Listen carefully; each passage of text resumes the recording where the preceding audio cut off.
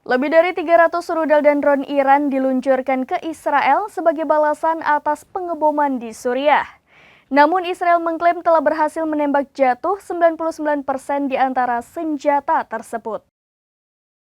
Dilansir dari akun XIDF, mereka menunjukkan sisa-sisa rudal balistik Iran yang ditemukan para pendaki yang kemudian diangkut menggunakan helikopter di area terbuka dekat kota Arad pada Sabtu 27 April 2024.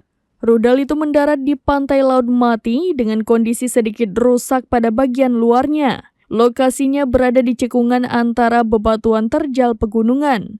Israel mengklaim sistem pertahanan udaranya bekerja efektif mencegat senjata musuh. Namun sejumlah negara seperti Amerika Serikat, Arab Saudi hingga Yordania juga ikut andil. Mereka menembak jatuh objek asing yang masuk wilayah udaranya dengan alasan keamanan.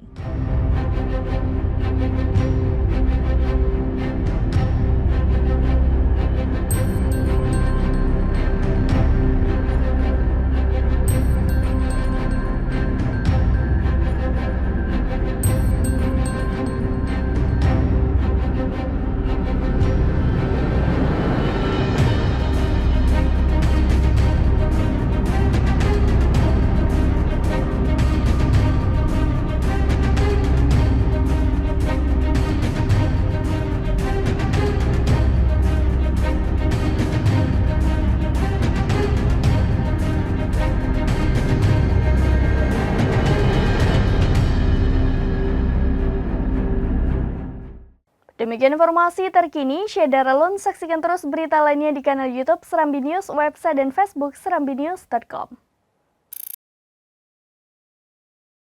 Download Tribun X sekarang, menghadirkan lokal menjadi Indonesia.